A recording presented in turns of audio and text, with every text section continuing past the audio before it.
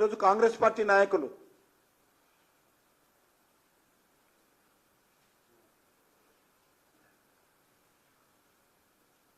కేజ్రీవాల్ అరెస్ట్ను వాళ్ళు కూడా ఖండిస్తున్నారు. ఎందుకంటే పెద్దగా ఆశ్చర్యపడాల్సిన అవసరం లేదు. కాంగ్రెస్ పార్టీ మొదటి నుంచి కూడా కుంభకోణాల పార్టీ, అవినీతి కుంభకోణాల పార్టీ. కాంగ్రెస్ పార్టీని స్కామ్లను విడిగా వేరు చేసి చూడలేం మనం. కాబట్టి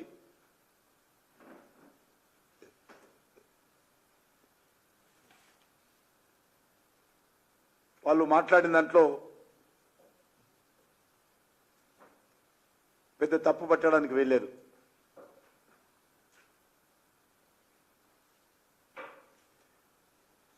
కాంగ్రెస్ పార్టీ పదే పదే మేము చెప్తా ఉన్నాం, మీరు వచ్చి 100 రోజులు దాటింది.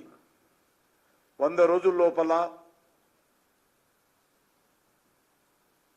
మేము అవినీతి పైన చర్యలు తీసుకుంటాము.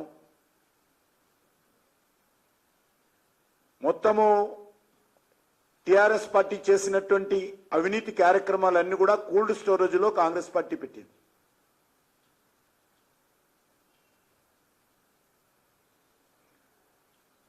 రేవంత్ రెడ్డి గారు ప్రతిపక్షంలో ఉన్నప్పుడు సవాల్ చేశారు,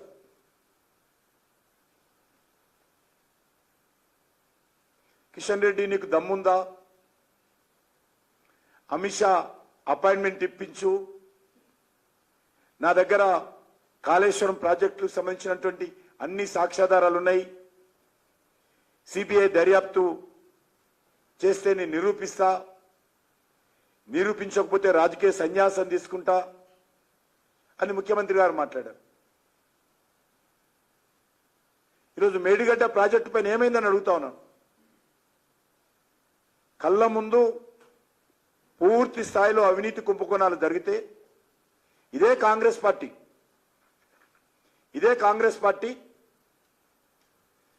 కేంద్ర ప్రభుత్వాన్ని లేఖ రాసింది, కాళేశ్వరం మీద దర్యాప్తు చేయాలి సిబిఐ అని. అప్పుడు కేంద్ర ప్రభుత్వానికి సంబంధించినటువంటి మినిస్ట్రీ ఆఫ్ జలశక్తి కాంగ్రెస్ పార్టీకి లెటర్ రాసింది. రెస్పాన్సిబుల్గా ఎంత కాంగ్రెస్ పార్టీకి లెటర్ రాశాం మేము. వాళ్ళు ఇచ్చినటువంటి కాళేశ్వరం మీద దర్యాప్తు చేయాలని వారు రాసినటువంటి ఉత్తరానికి మేము లెటర్ రాశాం. లెటర్లో investigation through CBI for the irregularities in Kaleshwaram irrigation project, execution comes under the preview of state government and you may approach state government in this regard.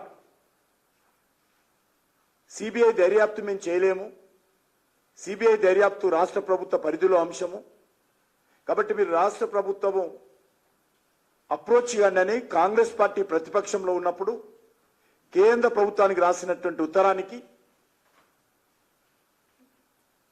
ఆ రోజు కేంద్ర ప్రభుత్వము కాంగ్రెస్ పార్టీకి రాసిన ఉత్తరం, అఫీషియల్ లెటరు. మరి వీళ్ళు ఏమంటారని అడుగుతా ఉన్నాను. మీరు ప్రతిపక్షంలో ఉన్నప్పుడు సిబిఐ దర్యాప్తు జరగాలని కోరారు కదా, ఈరోజు సిబిఐ దర్యాప్తు